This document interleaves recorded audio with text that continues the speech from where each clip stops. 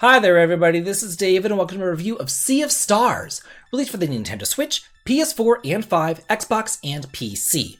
First, before we begin, I would like to thank Sabotage Studio for providing me a key for this review, and if you would like to download this game and purchase it and try it out for yourself, there is a link located below in the video description, as well as the pinned comment. Ever since this was firstly announced, it has been hotly anticipated, springing forth from the creators of The Messenger, which is that kind of Ninja Gaiden-esque platformer. This is Sabotage Studio's first attempt at a traditional, turn-based JRPG. But really, the question is, do these guys actually know what they're doing? Yeah, I know they can create a great platformer, but can they create a great RPG? Come with me, and let's find out. Sea of Stars was first billed as a traditional 16-bit RPG of yesteryear, inspired by Chrono Trigger. But I am so happy to say that this is so much more than that. Here you're going to find inspiration from Golden Sun to Lufia 2, Super Mario RPG, even Zelda and Lunar for good measure. This is a love letter to JRPG fans of old, while at the same time bringing new fans into the fold. If you like intricate puzzles, fast-paced combat, great exploration, storytelling, and lovable characters, you're going to find that here in spades. I've been shouting from the rooftops about puzzles for many years now, feeling like I'm screaming into a void, but I guess it wasn't for naught. Someone heard me and they delivered. Considering that nowadays many RPGs either become one of two things, hallway simulators or massive open worlds, this here is a glorious middle ground. And there aren't any anime tropes with boring magical girl stories, harems, and huge pulsating tits thrust into your face. This is just a throwback to simpler times when I was a kid, when RPGs weren't waifu simulators, times when we didn't have to worry about bonding events, sundares, social sims, and dating mechanics. This is more about times when you could just sit quietly alone, on your floor in front of your TV, like you did back whenever you were 6, and just enjoy the game. I remember whenever I was a kid, I would have a game notebook on top of my Nintendo. It would have my passwords for my action games and Mega Man and Castlevania and things like that. And then each RPG would have a page of their own where I'd write down where I found locked doors in Dragon Warrior, write down a clue that a townsman member told me, or take note of where I stumbled upon a cave or a tower that I couldn't yet explore. I would even draw a rudimentary map of the world so I knew where I had been and where I still needed to go. It was kind of like a traveler's companion for me, and I haven't had to do that for quite a bit of time. But with Sea of Stars, the notebook came back off of its dusty shelf.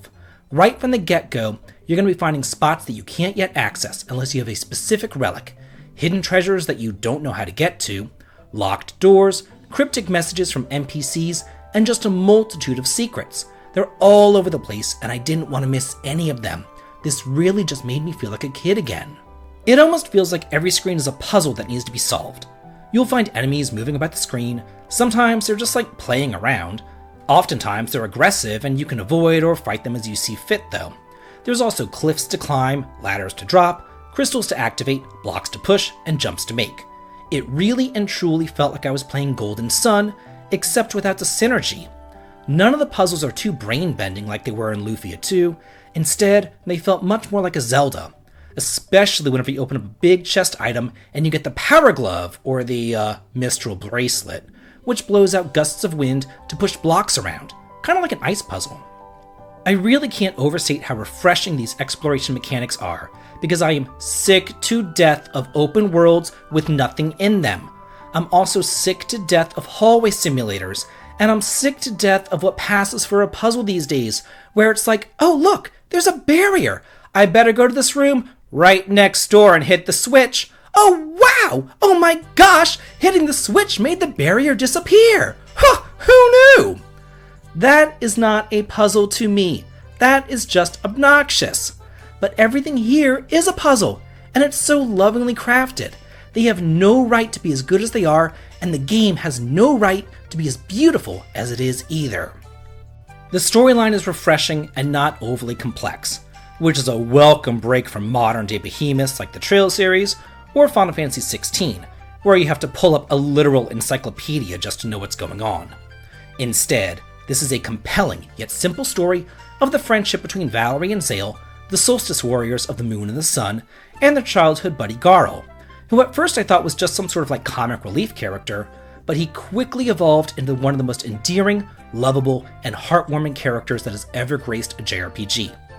Other characters also join you along the way to help out in combat, as well as in the caravan, and they're tasked with defeating the minions of the Fleshmancer, who was supposedly eradicated years prior, but in his wake, he left dwellers among the world. And if these dwellers are left to their own devices, they will eventually evolve into World Eaters, which doesn't sound good at all. So you've got to get out there and find those dwellers before it is too late. The story is told through traditional text boxes, just as they all were back in the day. There's no static still portraits and visual novel crap here. And for added nostalgia, you have animated cutscenes, just like in Lunar. And speaking of Lunar, there's quite a few references to it as well. The most obvious probably being the floating Zenith Academy, aka Vane. That, and the way that the world map looks too, with tiny characters traipsing about through glorious worlds with no encounters, though to be fair, that same world map system was used in Chrono Trigger too.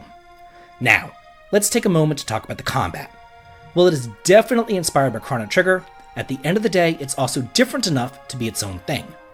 Combat is initiated whenever you touch an enemy on the screen, and you can attack them before they're ready in order to deal a moderate amount of damage, but more importantly, bring out some mana crystals too. Whenever you strike an enemy with a normal attack, not only do you regenerate a small amount of MP, but you also generate mana crystals, which you can absorb to increase your attack power and add elemental damage to your attacks too. For example, a boosted Zale will deal sword damage and sun damage, while a boosted Valerie's normal attack will deal moon damage as well as blunt damage. And this is very important, because whenever an enemy is charging for a magical attack, random icons will appear under them called locks. And if you're able to shatter their locks before their turn comes around, their attack will be cancelled entirely. I really like this aspect of the combat. It is highly strategic and definitely makes you think outside of the box. Some of these boss fights though, they can be hard. This is not baby's first RPG. This is an old school challenge that I love. Death works differently here. You're going to be knocked out, then a certain number of stars will circle your head. There might be 2 stars at first, but then the next time that you're knocked out, more stars will be circling your head. Then, each round, the number of stars will decrease by 1, and once all the stars vanish, you'll automatically revive with 50% of your health. If everybody dies at the same time though, it's game over. Don't worry too much though. Campsites and save points abound, and there is an autosave feature too. Just as in Super Mario RPG, timing your attacks allows you to deal extra hits, and the same thing can be said for blocking. Thankfully though, there are relics that you can toggle on which basically act as a global difficulty modifier, which can help you out for the timing. Right off the bat, you get the relic of Easy Mode, doubling your HP and delivering full healing after each battle, so you can use that as kind of like a difficulty selector. Then, later on, you can find and purchase more relics for timing or reducing damage or whatever really. These relics are completely optional. You can turn them on or off as you see fit, and they are completely separate from the accessory slots that you have too. So Final Fantasy XVI could learn a thing or two here. Then, there's the combos. The more attacks that you make, perfect blocks that you get, and the more locks that you break, the more your combo meter will build up. Unlike in Chrono Trigger, combos don't actually cost MP. They cost points on the meter, and it resets each battle, so be sure to use them whenever possible. They'll come in clutch during those boss fights, but unfortunately, they kind of felt like an afterthought. Yeah, there are many of them that you can use between your characters, but they're nowhere near as intricate or involved as Chrono Trigger's. Instead of every character having 3 different dual techs with one another, now they pretty much just have 1. And instead of each character having 8 single techs, here they only have 4. So it does lead to quite a lot of monotony, and not as many useful combinations or intricate party setups that you would want to use like in Chrono Trigger. So if I did have to state a flaw, it would be that there's just not enough different abilities for each character. I just wish that there was a bit more variety. Or maybe like a skill tree system to unlock different bonuses with each level up, eventually leading to a skill. But that's not the case. Instead, here, whenever you level up, it takes a page out of Super Mario RPG's book, where you get static stat bonuses. Then, you can choose one stat to give a super bonus to, though what stats you're allowed to choose fluctuates with each level. For instance, You can't just choose to increase your physical attack every single level, because sometimes that option just won't be there. And interestingly, you level up as a group too, so no one is really left behind. There's really so much that I can go on about here, from the easy, not invasive crafting, to the chatting around the campfire, to the lore and the history that Teaks talks about, to the musical score. I could go on all day long about how much I love this game, but I'm just going to leave you here with this. Buy Sea of Stars. It is worth every single penny and you will not regret it. So that's it for my review. How did you all feel about it? Let's get a discussion going on here, and let's all talk and chat about it, because I'm always here in the comments too. And if you like what I do here on the channel, please head on over to the Patreon to sign up for early access to my videos and behind the scenes photographs. The link to it is over in the video description. And as always, please like, comment, and subscribe, and have a good day.